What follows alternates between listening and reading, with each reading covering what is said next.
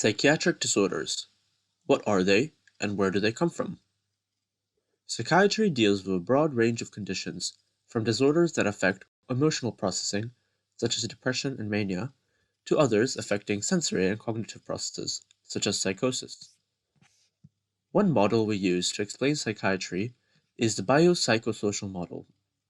In this model, psychiatric disorders are attributed to three main factors: the individual's biology, so things like their genetic background, physical health, or their diet; their psychological condition, whether they have experienced any trauma, whether they're stressed, or if they have any harmful beliefs; and thirdly, their social situation, so things like their job, education, family, and relationships. All three of these things must be taken into account when trying to understand someone's mental health, and each of these factors may affect someone's vulnerability to psychiatric disorder. We need to emphasize, though, that each of these factors correlates with psychiatric disorders, but none of these factors alone will cause them. It is only the combined interaction of the biological, psychological, and social spheres that shapes an individual's mental health. Today, we will be focusing on the biology, more specifically, the genetics, how genes affect the development of psychiatric disorders, and why two people, even if they face the same adversities or psychological stressors and have the same social safety nets and relationships, may respond differently to them, and how one might become more susceptible to psychiatric disorders. To do this, let's go back to the basics of genetics. In living organisms, most things work the way they do because of proteins. Proteins can help carry out chemical reactions in a cell, such as enzymes converting food into energy, providing structural support, such as keratin forming your hair and nails, or acting as signaling molecules, such as hormones instructing different parts of your body how to work properly. Each cell in your body will create different proteins depending on what they need at the moment. The instructions for creating proteins are encoded in your DNA in segments called genes. There are roughly 20,000 genes in the human genome, and together they encode all the proteins your cells need to survive, consume nutrients, reproduce, and so on. Many differences among individuals are caused by a specific gene. For example, imagine you had a mutation in a gene coding for the DRD2 protein that makes it more easily activated. You may have heard of DRD2 by its full name, dopamine receptor 2, and it is what makes you feel good whenever you eat or drink something with high calories, such as burgers, hot chocolate, or alcohol. It is normal to feel pleasure from drinking or eating, which is why many of us resort to comfort foods when we are stressed or upset.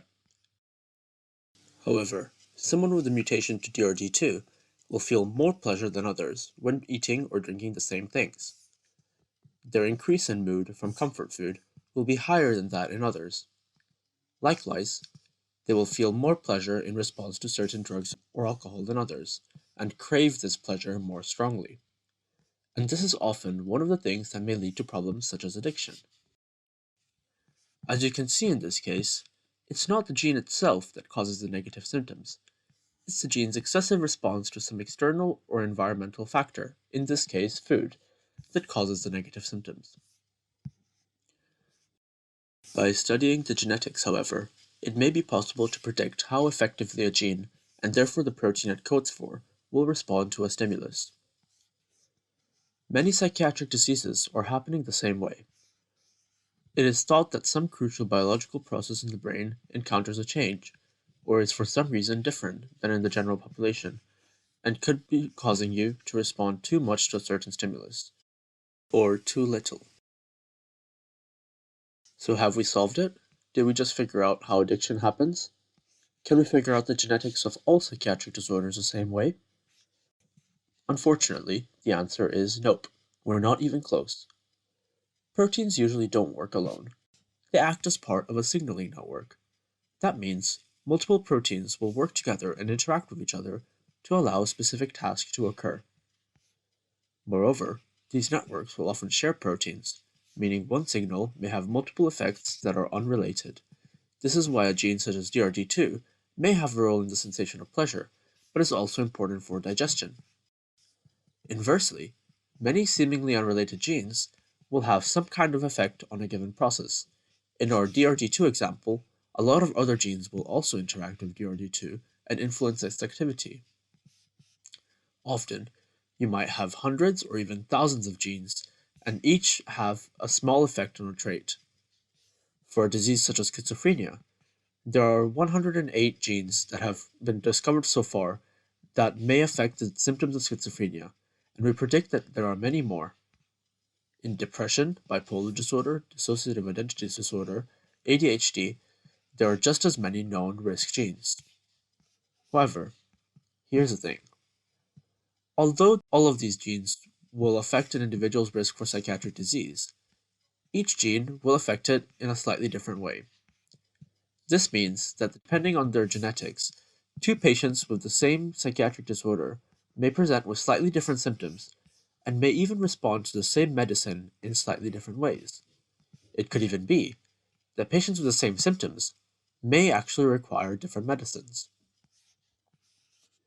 If we knew all the genes that influence a trait or disorder, and we knew how much they increase the risk or decrease someone's risk, we could use them to generate what is called a polygenic risk score. With a polygenic risk score, it will be possible to take someone's genetic sequence and predict whether they are at high risk or low risk for developing a certain psychiatric disorder, or for patients diagnosed with a disorder, how severe their symptoms will be and what medicines are best for them.